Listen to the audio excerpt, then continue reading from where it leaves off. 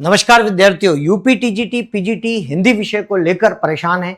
अगर आप चाहते हैं कि बेस्ट बुक्स कौन सी होनी चाहिए सर जिससे हमारा सिलेक्शन हो जाए और उससे भी महत्वपूर्ण सर उनको पढ़ने का तरीका बताइए। आप एमसीक्यू बुक भी बताइए और जो है थ्योरी की बुक्स भी बताइए। इसके अलावा डेली रूटीन हमारा क्या होना चाहिए ये भी बताइए। इसके अलावा हमारी बेस्ट स्ट्रेटजी क्या होनी चाहिए। हम न्यू वाले स्टूडेंट हैं हमारे लिए भी बताइए, हम पुराने स्टूडेंट हैं हमारे लिए भी बताइए और हम जॉब करते हैं उसके लिए भी बताइए। तो इस वीडियो के अंतर्गत मैं बात करने वाला हूं बेस्ट बुक्स, उनको पढ़ने का तरीका, इन दोनों चीजों की, साथ ही एमसीक्यू बुक्स की भी बात करने वाला हूं।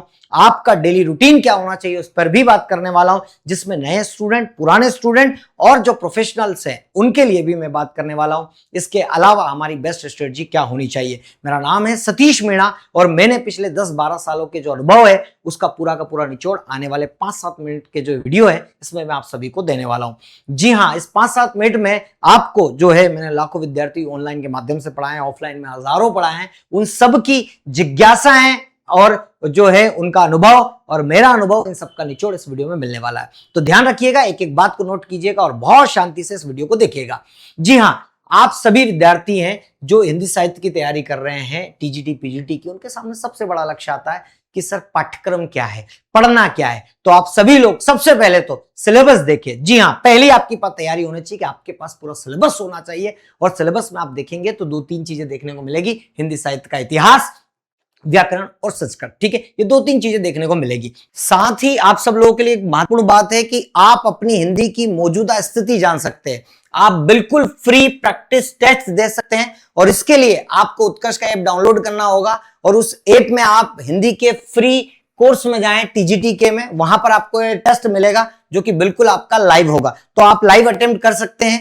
5 जुलाई को सुबह 7 बजे से लेकर रात के 11:59 तक ये जो टेस्ट होगा वो बिल्कुल फ्री ऑफ कॉस्ट है आप सभी लोगों के लिए। तो आप अपनी मौजूदा स्थिति चेक कर सकते हैं यहां पर जाकर। तो इसमें मैं सबसे पहले कम समय लेते हुए मैं आपके आता हूं साहित्य पे कि सर हमें साहित्य कहां से पढ़ना चाहिए, सर साहित्य की बताएं। तो सबसे पहले तो मैं आप खुद से जो तैयारी करना चाहते हैं उनके लिए बताऊंगा, फिर अगर आपसे खुद से नहीं हो रही तो फिर मैं आपकी क्या मदद कर सकता हूं उस पर भी बताऊंगा। तो सबसे पहले अगर खुद से तैयारी करना चाहते हैं तो आप ये चाहते हैं कि सर हमारी तैयारी इतनी बेस्ट हो कि परीक्षा में हूबहू क्वेश्चन आए, तो आप जो है साहित्य के लिए सरस्वती गोविंद पांडे की किताब आती है जिसको आप यहां पर देख सकते हैं कि सरस्वती गोविंद पांडे की रामबाण उपाय है। दोस्तों रिवीजन के लिए बहुत महत्वपूर्ण चीज है क्योंकि सभी महत्वपूर्ण तथ्यों को इस बुक के अंतर्गत समाहित किया गया और सबसे अच्छी बात है ये छोटी सी बुक है जो कि मैं आप लोगों के लिए बताने के लिए आया हूं। अगर हाथ में लेंगे तो पढ़ने में बड़ा मजा आएगा और इससे आप पूरा हिंदी साहित्य का इतिहास का जो है रिवीजन बहुत आसान कर सकते हैं।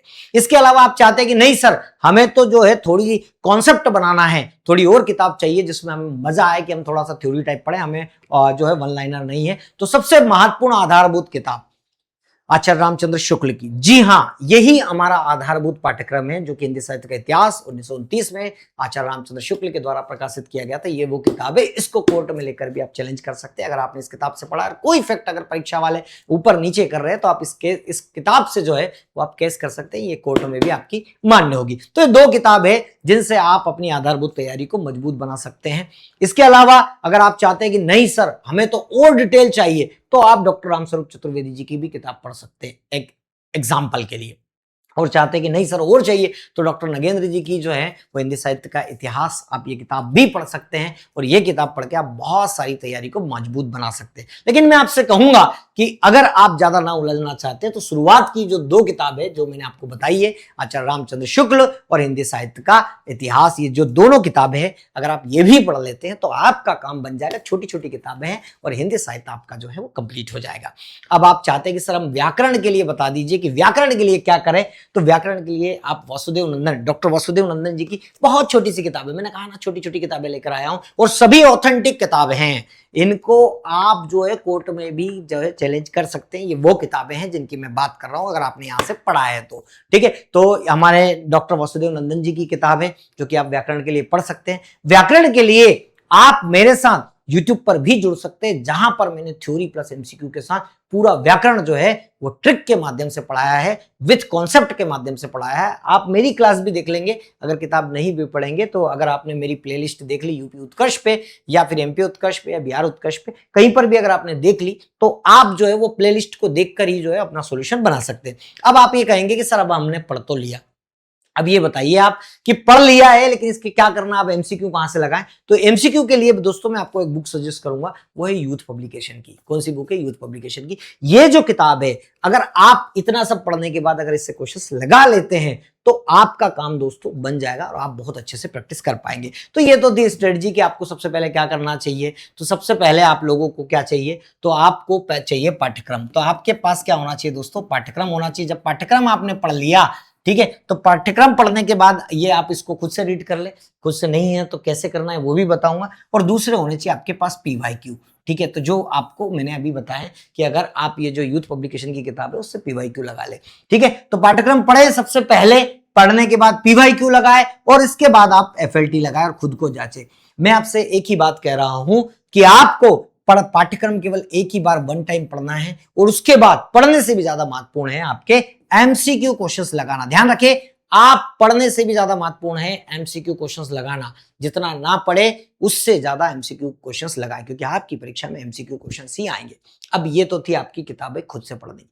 अगर अब आप कहेंगे कि सर अब आप हमें बता दीजिए कि ये तो हम नहीं पढ़ पाएंगे, ठीक है, तो हम आपकी मदद कैसे ले, आप हमें ये सब कैसे पढ़ा दोगे, कैसे याद करवा दोगे, तो वो भी बताऊंगा, लेकिन सस्पेंस बना रहने दो। इसके पहले मैं आप सभी को बता दूं कि हमारा डेली रूटीन क्या होना चाहिए, ठीक है। तो हमारे पास जो चीजें होनी चाहिए वो डेली रूटीन में, मैंने आप लोगों को बेस्ट डेली रूटीन क्या होना चाहिए तो वो भी बता रहा हूं। देखो यहां पर जो स्टूडेंट 24 घंटे लगे हुए हैं उनके लिए भी बताऊंगा और वर्किंग प्रोफेशनल्स जो स्टूडेंट्स हैं उनके लिए भी बताऊंगा। तो आपके पास क्या क्या किताबें होना चाहिए? तो इतिहास की किताब, व्याकरण की किताब, है ना। तो आप एक काम करें, जो डेली स्टूडेंट पूरे टाइम लगे हुए हैं उनके लिए मैं बता रहा हूं कि इतिहास जो कठिन है इसको आप सुबह का टाइम पढ़े। किस समय पढ़े? सुबह पढ़े। अब सुबह आपकी किसी की जो होती है 5 बजे हो जाती, 6 बजे हो जाती, 7, 8, 9 और 10 बजे तक कुछ लोगों की सुबह होती। तो मैं ये नहीं कहूंगा कि कब, लेकिन जब आपकी सुबह होती है तो दिमाग बड़ा शांत रहता है, उस समय आप जो है इतिहास के फैक्टों को रटने वाले होते हैं, तो आप सुबह पढ़े। मैं ऐसा सजेस्ट करूंगा क्योंकि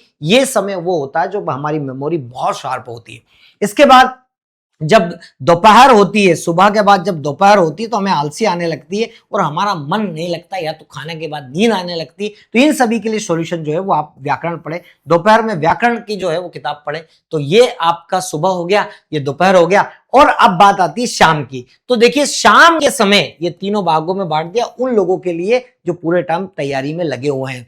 तो आप क्या करें, शाम के टाइम सबसे पहले लाइव टेस्ट लगाए। अब ये लाइव टेस्ट कहां से लगाए? तो मैं भी आपको यूपी उत्कर्ष पर लगवाता हूं। यूपी उत्कर्ष पर अगर आप देख पाए तो ठीक है, नहीं तो बाद में रिकॉर्डेड देख ले। तो ये लाइव टेस्ट जो है वो जरूर लगाएं पीवाईक्यू का। इससे आपकी जो है गलतियां पता चलेगी और जो गलतियां आप कर रहे हैं उनको अगले दिन तक सुधार ले और अगले दिन फिर मैं लाइव टेस्ट लेकर आऊंगा, तो वो आप जरूर लगा। इसके अलावा फिर आप जो है शाम में ही, जब रात में जब आपके पास टाइम मिले तो पीवाईक्यू जरूर लगाएं जितने भी विद्यार्थी। तो ये चारों का जो है आप साथ में लेके चलेंगे, साहित्य भी, व्याकरण भी, टेस्ट भी और पीवाईक्यू भी। इससे आपकी जो समझ पैदा होगी आप इससे बाहर नहीं जाएंगे, ठीक है। अब आपको कितने घंटे पढ़ना है तो मैं आप सभी को एक बात बता दूं, ऐसे कोई घंटे नहीं होते कि कितने घंटे पढ़ना, आप कितना पढ़ सकते हैं, क्योंकि लाखों विद्यार्थियों की भीड़ है। आप अपना कितना प्रतिशत दे सकते हैं वो आप दीजिए, आपकी क्षमता आप ही जानते हैं, ठीक है। अब बात करते हैं वर्किंग प्रोफेशनल की। तो ये तो वो विद्यार्थी है जो हमारे डेली के हैं, वर्किंग प्रोफेशनल। देखो मैं इनको कभी नहीं कहूंगा कि आपका टाइम क्या है। अगर आप वर्किंग प्रोफेशनल को भी मैं यही कहूंगा कि सुबह 10 से 6 की जॉब होती है, ज्यादातर अधिकांश जॉब होती है 10 से 6 की होती है।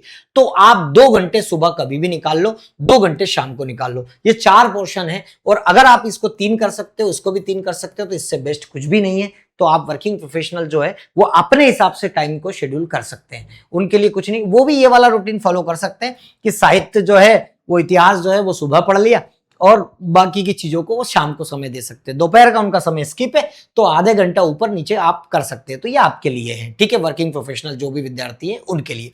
तो डेली रूटीन तो मैंने आपको बता ही दिया है कि सुबह दोपहर शाम में आपका क्या होना चाहिए, लेकिन ये लाइव टेस्ट और पीवाईक्यू मस्ट है, कंपलसरी। एक बार इनको छोड़ देना लेकिन इन दोनों को मत छोड़ना, क्योंकि पढ़ने से ज्यादा महत्वपूर्ण है एमसीक्यू क्वेश्चंस लगाना। अब आगे बात करते हैं कि आपकी स्ट्रेटजी क्या होनी चाहिए, ठीक है। तो आप लोगों की जो स्ट्रेटजी है ओल्ड स्टूडेंट की, तो सबसे पहले मैं उनकी बात करूंगा, ओल्ड की, क्योंकि नए तो अभी हमारे साथ जुड़े ही है। तो जितने भी विद्यार्थी ओल्ड स्टूडेंट है वो हमेशा आप जो है वो एमसीक्यू प्लस पीवाईक्यू यही लगाएं। आप थ्योरी ना पढ़ें, क्वेश्चंस लगाएं जितने ज्यादा। मैं आपसे यहां पर लिख रहा हूं, पढ़ने से भी महत्वपूर्ण आपके लिए क्या है, तो वो है पीवाईक्यू और एमसीक्यू। जब कोई गलती करे तो केवल उस चैप्टर के, मान के चलिए रीतिकाल का कोई क्वेश्चन गलत हुआ आपका, तो केवल रीतिकाल पढ़ ले और वापस एमसीक्यू पर आ जाए। जितने ज्यादा आप एमसीक्यू लगाएंगे उतने ही ज्यादा आप मजबूत होते जाएंगे। थ्योरी एक बार पढ़ ली बहुत है, बार बार थ्योरी ना पढ़े, बार बार करना ही है तो टॉपिक वाइज लगाइए, बहुत ज्यादा अच्छी पकड़ के लिए, नहीं तो फुल लेंथ या मिक्स लगाइए। जब मिक्स लगाएंगे तो पता चलेगा कि आखिर किस टॉपिक से आपके क्वेश्चंस गलत हो रहे हैं। इसके अलावा न्यू स्टूडेंट के लिए, तो न्यू स्टूडेंट सबसे पहले आप जो है वो सिलेबस पढ़ेंगे, है ना, सबसे पहले आप सिलेबस कंप्लीट करेंगे जितने भी विद्यार्थी हैं। दूसरी बार आप जो है वो टॉपिक वाइज एमसीक्यू लगाएंगे।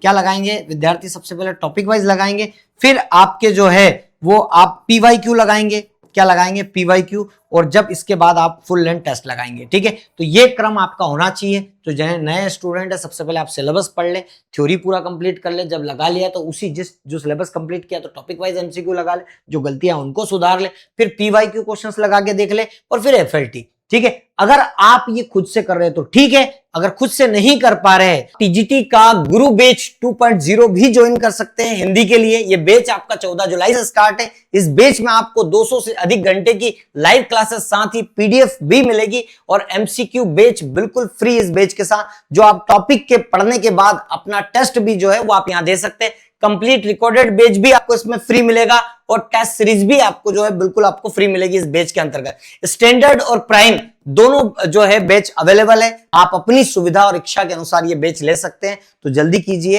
Enrol now.